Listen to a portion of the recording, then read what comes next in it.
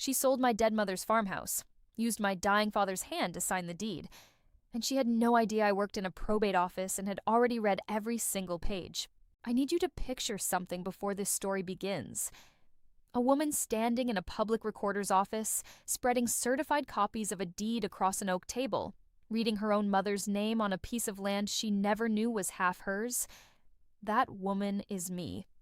And what I found in those pages, on a Tuesday morning before my shift, unraveled 16 years of silence in about 40 minutes. The woman who had smiled at me across my mother's kitchen for over a decade, the woman who had boxed up my mother's quilts and hung beige curtains and called me a guest in my grandmother's house. She had signed my dying father's name on a deed, with her own hand, and transferred his land to herself. What she didn't know was that half of that land was never his to give. It had been mine since I was 16 years old. I just didn't know it yet. If you've ever been told to be reasonable when you were the only reasonable one in the room, this story is for you. Subscribe right now, because what I found in my father's old barn coat is the piece of this story that changed everything. And I haven't told it in full before. My name is Monica Myers. I was 16 the year my mother died twice. Once in a hospital room that smelled like bleach and cut lilies. And once, 2 weeks later, when my father walked a stranger through her front door and told me to be polite.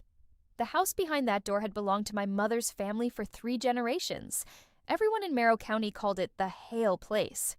Yesterday I drove past it and found a red for sale sign staked into my grandmother's flower bed. The woman selling it was that same stranger from the doorway. 16 years older and finally certain the land was hers. She was wrong about that. What the county records had quietly remembered all these years, and what I found folded inside one of my father's old coats, is the part nobody in that courthouse saw coming. The cancer took my mother, Carol. In the spring I turned 16. She was 48. She died in the front bedroom of the Hale farmhouse, in the bed her own mother had died in, because she had asked to come home from the hospital for the end. I held her hand. My father, Raymond, stood by the window and looked at the fields. People came to the funeral with casseroles and the kind of hugs that last too long. They told me my mother was at peace. I believed them because I was 16, and grief had not yet taught me to count the days. Then I started counting. 2 weeks, 14 days. After we lowered her into the Hale family plot, my father's truck pulled into the gravel drive and a woman climbed out of the passenger seat. Her name was Sharon. She wore a yellow blouse and carried a small suitcase like she already knew which room would be hers. I stood on the porch in my mother's old cardigan and could not make my mouth work. My father did not look ashamed. He looked relieved, the way a man looks when he has finally set down something heavy. At supper that night, with my mother's chair still pushed in at the head of the table, he laid his fork down and said the thing I would hear in my sleep for years. It's time we all moved on. I was 16. I did not yet know that some sentences are doors, and that the people who say them are deciding right then who gets to stay inside. Sharon did not waste time. By the end of the first month, my mother's quilts were boxed in the attic and new curtains hung in the kitchen. Beige ones, the color of giving up. The good china that had come down through the Hale women went into a cupboard nobody opened. Sharon rearranged the living room so the couch faced the television instead of the window where my mother used to sit with her coffee and watch the light come up over the back 40. I learned not to comment. When I moved a photograph back to its old spot, it was gone by morning. Sharon was never loud about it. She had a softer method. She would smile at me across a room full of my father's relatives and say something gentle that landed like a slap only I could feel. One Sunday, I came downstairs and found her at my mother's kitchen table going through a drawer of recipe cards written in my mother's handwriting.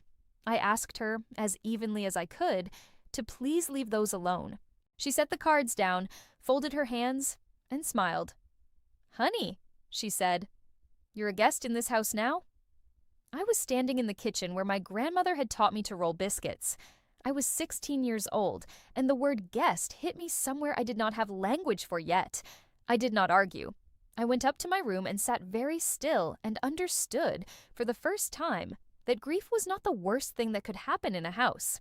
Being erased from it, slowly, politely, was worse.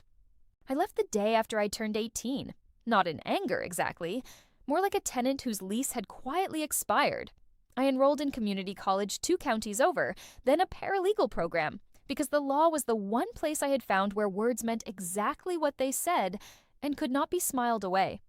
I learned to read a deed. I learned what a fiduciary owes the person who trusts them. I learned that a record, properly made and properly kept, outlives the person who tried to bend it. I built a small, careful life in Cedar Falls, about 40 minutes from the farm, and worked for a probate attorney named Karen Whitfield, who taught me that most family disasters are not crimes, just paperwork nobody wanted to do honestly. My father called on birthdays. The conversations were short. Sharon answered the phone sometimes, and her voice was always warm, which was its own kind of cold. I told myself the farm could wait. I told myself I would deal with it someday, when my father was older, when things were calmer, when I was stronger. That is the lie that over-responsible people tell themselves. We are so busy holding everything together that we forget to hold on to the one thing that was ours. The Hale place was the last thing on earth that still smelled faintly in the back hallway of my mother. And I let 16 years go by telling myself there was time. There was not. My father died 3 months ago on a Tuesday at 68. I learned about it from a voicemail. Sharon had already chosen the funeral home, the casket, the hymns, the plot. She buried him in the town cemetery in Brant, not in the Hale family plot beside my mother. I stood in the back of the church in a black dress I had bought that morning, and a cousin I barely recognized leaned over and asked if I was family or just from work. Sharon spoke about my father for 10 minutes and called him the love of her life. She wore navy and dabbed her eyes at the right moments. Her son Cody sat in the front pew in a suit that fit him better than grief did, scrolling his phone between hymns. Nobody saved me a seat. At the reception, when I came to say goodbye, Sharon took both my hands and squeezed them. "He's at peace now," she told me. The same word strangers had used for my mother 16 years before. "It's time we all moved on." There it was again. The sentence had not changed. Only the speaker. I drove the 40 minutes back to Cedar Falls in the dark and cried the kind of tears that are mostly anger. I was grieving 2 parents at once, the mother I had lost at 16 and the father I had lost, in truth, the day a stranger climbed out of his truck. What I did not know yet was that Sharon was that confident for a reason. She thought she had already won. Stay with me, because what she did while my father was dying is the part that changed everything. And what she didn't know is that I read deeds for a living. A month after the funeral, Sharon let me know I could come collect a few of Raymond's things. I drove out on a Saturday. She had set a single cardboard carton on the porch, the way you'd leave a delivery, and stayed inside watching through the beige curtains. Inside were 3 of my father's flannel shirts, his reading glasses, a coffee mug, and an old canvas barn coat that still smelled of diesel and hay. I carried it all to my car. That night, in my apartment, I went through the pockets of the barn coat, more out of habit than hope. In the inside breast pocket, behind a torn seam, my fingers found an envelope. It was soft with age. My name was on the front in my mother's handwriting, the same slanted cursive from the recipe cards. Monica, just that. I sat down on the floor with my back against the good chair and held it for a long time before I opened it. It was dated 3 days before she died. She wrote that she was sorry to leave me so young. She wrote that she had watched me learn to roll biscuits at that kitchen table and hoped I would always know where I came from. And then, one line I read again and again until the ink blurred. "The land knows you, Monica. You came up out of this ground the same as your grandmother did. Whatever happens, don't let anyone tell you that you are a guest on it." She had known somehow before she died. My mother had known exactly what was coming. And she had pointed me 16 years early toward the one question I had never thought to ask. That question would have stayed buried if Cody hadn't gotten greedy in public. 3 days after I found the letter, the farm showed up online. A real estate listing coming soon, with wide-angle photos and a staging eye. There was the kitchen where my grandmother taught me biscuits, now bright and empty. There was my mother's front bedroom, captioned "Spacious Primary Suite." There was the back field, photographed by drone at golden hour, labeled 42 acres, endless potential. Cody had shared it on his own page with a row of money emojis and the caption, "Time to let the old place go." 12 people had liked it. I sat at my kitchen table and looked at the price, a number with a comma in it that made my throat close. and I felt something shift in me that was not grief and not anger, but the cold, clean focus I use at work when a file does not add up. Sharon was selling my mother's family farm, loudly, proudly, before my father had been in the ground a full season. And the paralegal part of my brain asked the single quiet question I had spent 16 years too sad and too dutiful to ask. Could she even do that? Whose name was actually on the deed to the Hale place? I did not know. And the not knowing felt suddenly like a door my mother had left open in that letter, waiting for me to finally walk through it. I did not call Sharon. I did not call Cody. 16 years had taught me that talking to them only gave them practice. Instead, I did what I do best. Monday morning, before my shift, I pulled up the Merrow County Recorder's online index, the same database I used a dozen times a week for Karen's files. I typed in the Hale Farms parcel number, printed right there on the listing for anyone careful enough to read it. The screen loaded a list of recorded documents going back decades. Deeds, mortgages, paid off, a survey from the 70s, my grandmother's name, my mother's name, and then, near the very bottom, a recent entry that did not sit right. A quitclaim deed recorded only 8 months ago, while my father was still alive. I closed the laptop, drove 40 minutes to the county seat in Brant, and walked into the recorder's office with my paralegal eye and my own grief, and asked the clerk for certified copies of the full chain of title. Because if there was one thing I had learned in 16 years of letting things slide, it was this. A house can be taken from you with a smile, but it can only be kept with a piece of paper.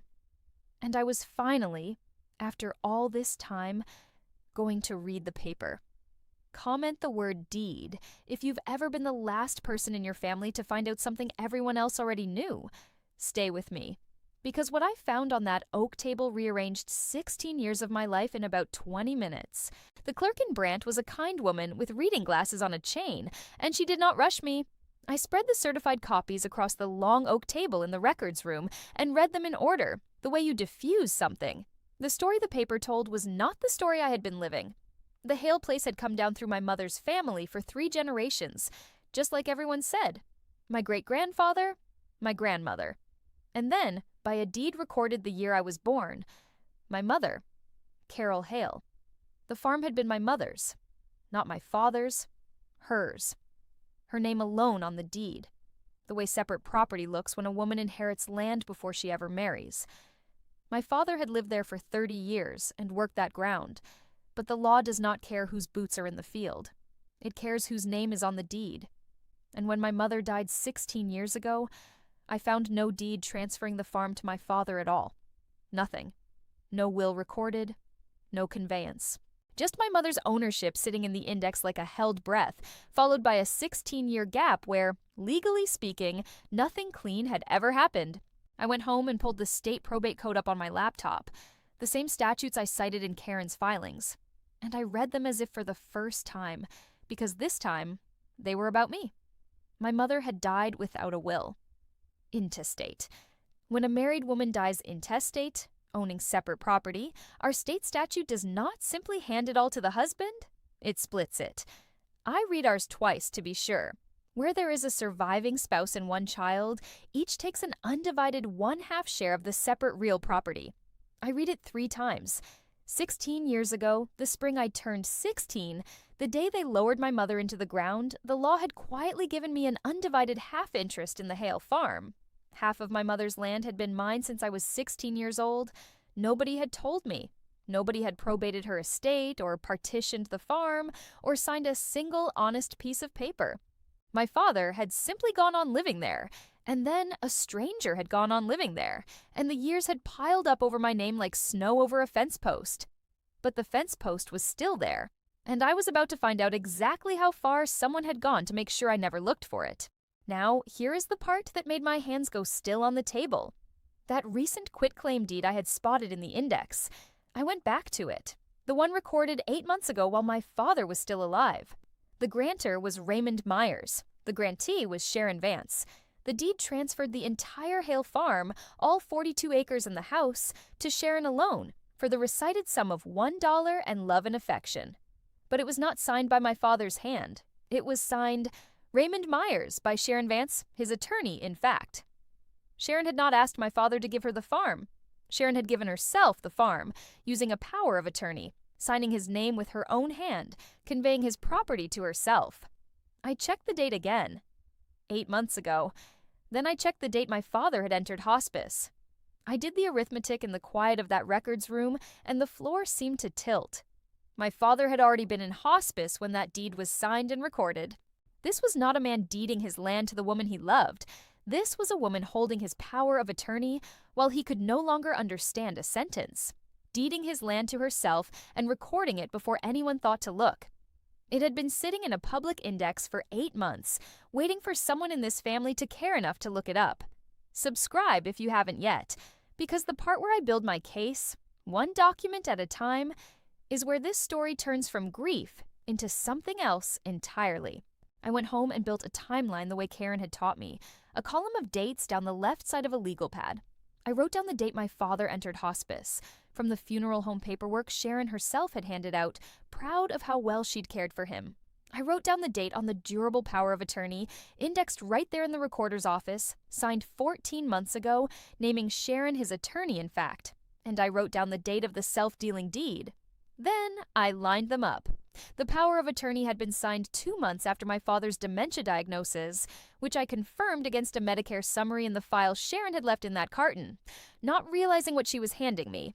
The deed to herself had been signed and recorded 6 weeks after he entered hospice, when the hospice intake notes, which an estate could subpoena, would describe a man who no longer knew the year. The notary who had stamped the power of attorney kept a logbook, by law, that anyone could request. I was not guessing anymore. I was assembling. Every date pointed the same direction, and not one of them depended on my word against hers. They were all written down by other people, in records that existed whether or not anyone believed me. By the time I capped my pen, I understood what kind of fight this was going to be. Sharon's whole life had been built on what she could make people feel. Mine had been built quietly on what I could prove. And for the first time, that felt less like a weakness and more like a weapon. Then Cody called. He had not called me in years. His voice was friendly in the rehearsed way of a man reading off a sticky note. He said the sale was moving along nicely, and there was just a little paperwork thing the title company wanted cleared up. A formality. He needed me to sign a quitclaim deed. "Just to tidy up the file," he said.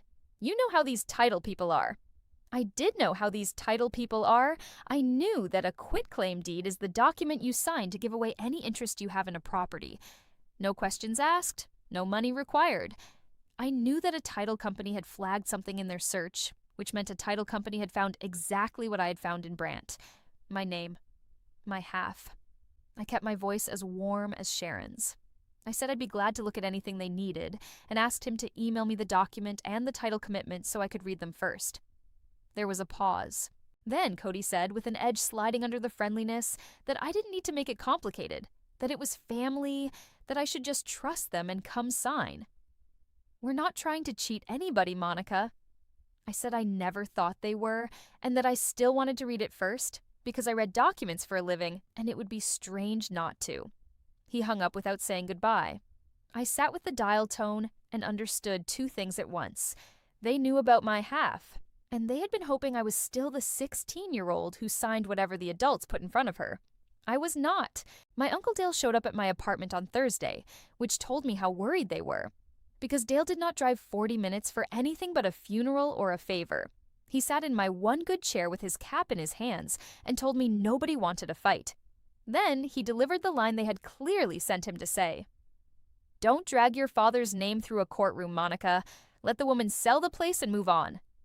Even Dale. I looked at my uncle and felt the old pull, the one that had cost me 16 years.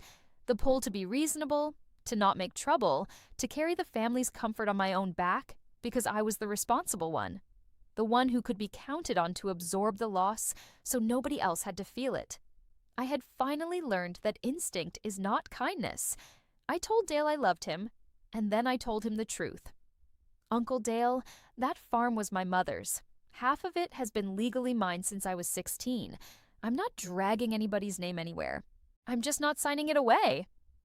He left looking troubled, not because he thought I was wrong, but because he could see, finally, that I was not going to be the one who broke this time. There was one person left who had known my mother as more than a name on a deed.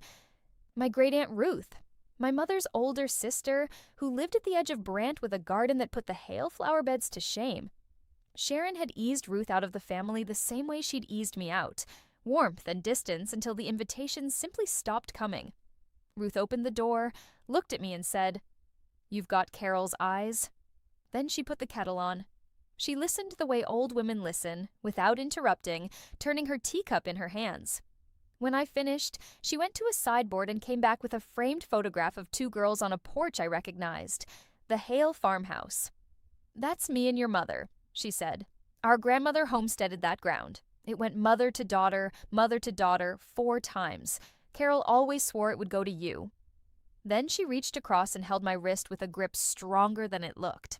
"Your mother is in that soil, child. So are you. Don't you let them sell your mother out from under you." I had come looking for a witness. I had found one. But I had also found, sitting in Ruth's kitchen, the spine I'd been missing since I was 16. And what I did the very next morning is what finally stopped Sharon's sale in its tracks. Sharon must have felt the ground move, because she stopped waiting on my signature and tried to outrun me. The listing flipped from coming soon to active with a price cut, the kind sellers make when they want a fast cash buyer and no questions. Cody called twice more, his voice gone flat, telling me the closing was set, that I was holding up the family, that if I didn't sign by Friday, their lawyer would deal with it. Then Sharon herself called, the first time in years, her voice doing that warm thing. She invited me to a little family meeting at the farmhouse on Sunday, just to talk it through. Just us. No need for lawyers. We could sign everything at the kitchen table, like family. The kitchen table, where my grandmother taught me biscuits, where Sharon had once gone through my dead mother's recipe cards and called me a guest. I knew exactly what Sunday was. It was the last, softest version of the trap. Papers ready, pen out, 3 of them smiling at me until I gave in just to make it stop. I had walked into that room as a 16-year-old and let myself be erased. I was not walking into it as a 32-year-old to do it again. I told Sharon I'd think about it, which was a lie, and I hung up and called the one person who could turn my legal pad into something Sharon could not smile away. My boss. Stay with me. Because Monday morning, I walked into Karen Whitfield's office and put the whole thing on her desk. Karen Whitfield has practiced probate law for 30 years and has the gift of saying devastating things in a calm voice. I laid it all out in order. The chain of title showing my mother as sole owner, the intestacy statute, the power of attorney, the self-dealing deed, the timeline. Karen read for 10 minutes without a word, which from Karen is a standing ovation. When she finished, she took her glasses off and looked at me. "Monica," she said, "this is the cleanest set-aside I've seen in a decade." She walked me through it like I was a client, which I supposed I was now. First, the deed Sharon had signed to herself. An attorney, in fact, is a fiduciary, and a fiduciary who transfers the principal's property to herself is self-dealing, presumptively voidable.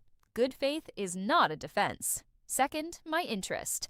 When my mother died intestate, I had inherited an undivided half-interest in her separate property, and 16 years of someone else living there had never extinguished it, because a co-owner's possession is not adverse to another co-owner without a formal ouster, and nobody had ever ousted me in writing.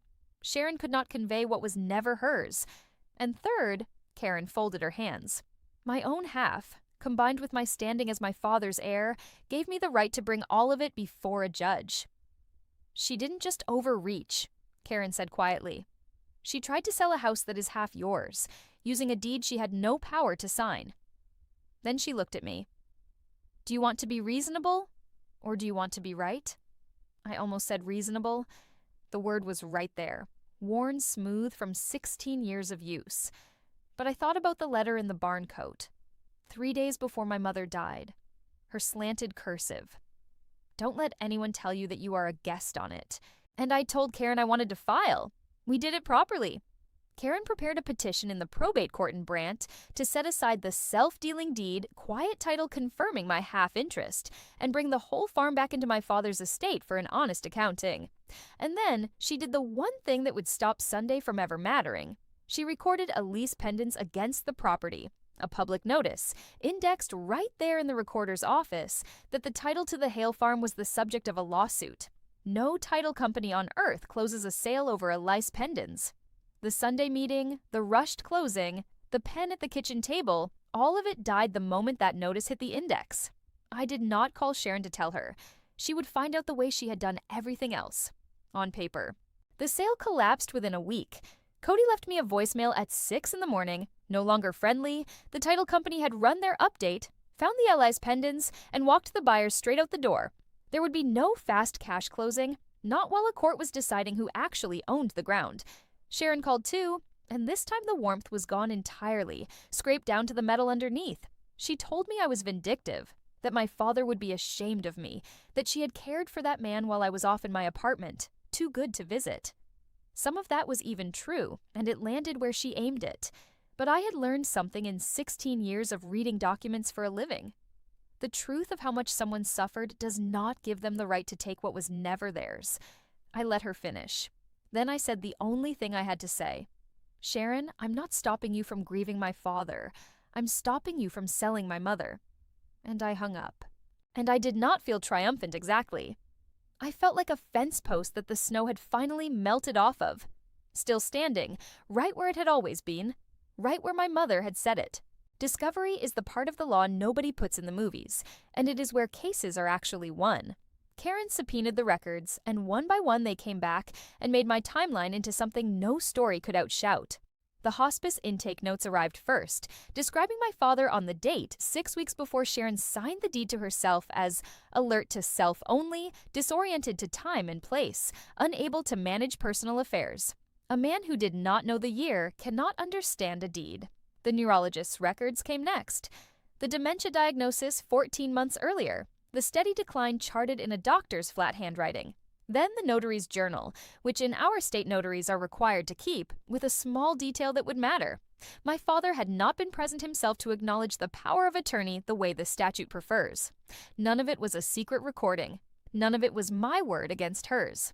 It was the ordinary paper that ordinary institutions generate when they do their jobs, sitting in filing cabinets all over the county waiting to be asked for. Karen laid the copies out in date order and nodded slowly. She'll fold before the hearing, she said. People like this always do once they see it's all written down. Karen was wrong, and in 16 years working for her, that is the only time I ever saw her wrong. Sharon did not fold.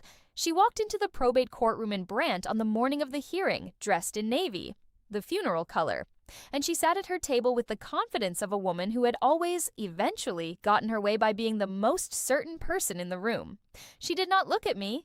She looked at the gallery, gauging her audience, the way she had at the funeral, the way she had for 16 years at every supper and every social.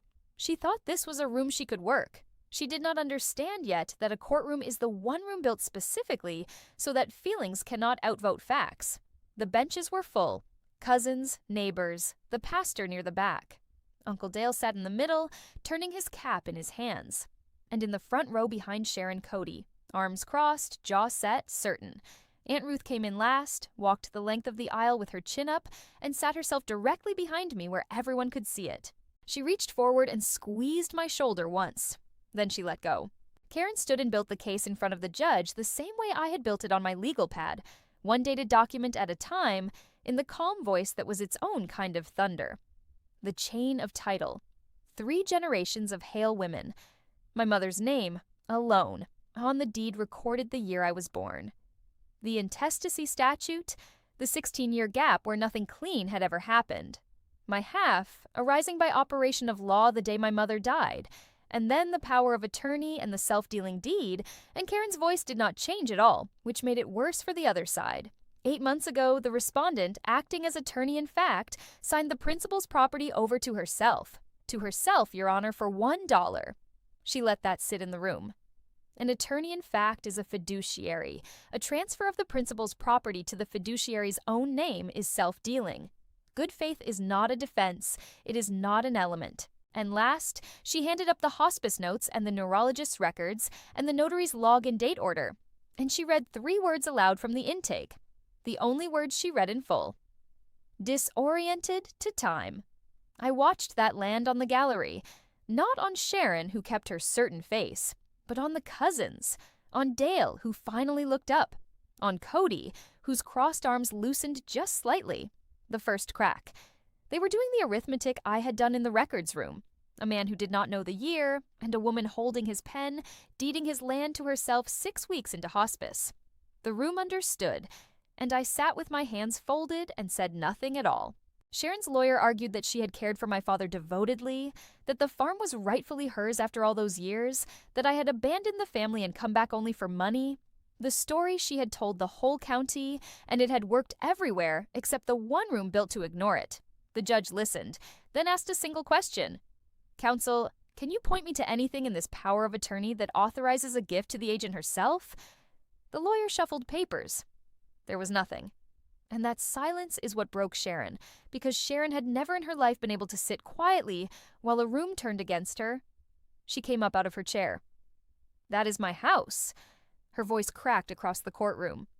"I earned that house. I sat up nights with that man while she flung an arm at me, was off in her apartment. She was never family. She was always just a guest in that house. And now she wants to steal it from a widow." The word hung there. The same word she had said to a 16-year-old at a kitchen table. And it told the whole room who Sharon really was. The judge let the silence stretch until it was unbearable, then looked at me, and I stood. Because I would only say this once. I did not raise my voice. "I was never a guest in that house," I said. "It was my mother's. The deed always knew that, even when you didn't." Then I sat back down. Sharon stood there with her arms still half raised.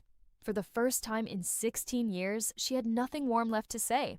The judge did not need a recess. She spoke plainly for the record, in the flat, clear voice of someone who has done this 1,000 times and still believes it matters. The power of attorney gave the agent no authority to make a gift of the principal's property to herself. The deed Sharon had signed over to her own name was self-dealing, and nothing in the record came close to rebutting it. The principal's documented incapacity only deepened the presumption. The deed was set aside. The Hale farm was returned to the estate. And on the question of title, the court found that Monica Myers had held an undivided half-interest in the property since the death of her mother, Carol Hale, 16 years prior. My half was mine. It always had been. A judge had simply said it out loud in a paneled room in front of everyone who had spent 16 years pretending otherwise. I did not cheer. I did not cry. Not there. I just breathed all the way down for what felt like the first time since I was 16. Behind me, Aunt Ruth made a small sound, half laugh, half sob, and pressed her hand flat against my back. Across the aisle, Cody had stopped looking at me and started looking at his mother, and there was something new in his face. Something that might have been the beginning of seeing her clearly. It did not end with anyone in handcuffs, and I want to be honest about that, because real justice is usually quieter than people hope. The deed was void. The farm came back into the estate. My half was confirmed as mine. My father's half passed through his estate, and from it Sharon received her lawful elective share as his widow, which was real, and which I never tried to take, because I am not in the business of breaking the law to punish someone for breaking it. She did not end up homeless. She ended up with what was actually hers, which was the thing she had never been able to bear. Cody's row of money emojis came to nothing. Dale called a week later, sheepish, and said my father would have come around, which we both knew was a kindness rather than a fact. And Sharon, the last time I saw her, was loading boxes into a U-Haul in the gravel drive, an old woman afraid of being old, and I felt the pity again, complete and useless. I did not gloat. I just held the door of my car and let her go. I drove out to the Hale place on the first warm Saturday after it was settled, the 40 minutes from Cedar Falls that I knew by heart, and this time there was no sign in the flower bed. I walked the back 40 by myself in the long gold light my mother used to watch from her kitchen window, the ground 4 generations of women had come up out of. Aunt Ruth came a few weeks later, and we sat on that porch with iced tea, and she told me stories about my mother I had never heard, the way Carol laughed, the way she could sulk, the whole real person I had lost too young to know as a person. I am going to keep the farm. I don't know yet whether I'll live there or lease the fields or just let it sit and breathe, and I am in no hurry to decide. For 16 years, I let other people tell me I was a guest on my mother's land. I am done being told. My mother couldn't leave me a perfect will or a tidy explanation. But she left me her name on a piece of ground and one line in her own hand. And I finally understand what she meant. The quietest record outlasts the loudest lie, and no one can make you a guest in a place the truth says is yours. That's my story. 2 weeks after a funeral, one stranger at the door, and 16 years until the records finally spoke. If this reminded you to find out whose name is on the deed, or to ask the quiet questions in your family before it's too late, do it this week. Don't wait. Share this with someone who needs to hear it. Drop a comment, hit subscribe, and I'll see you in the next one.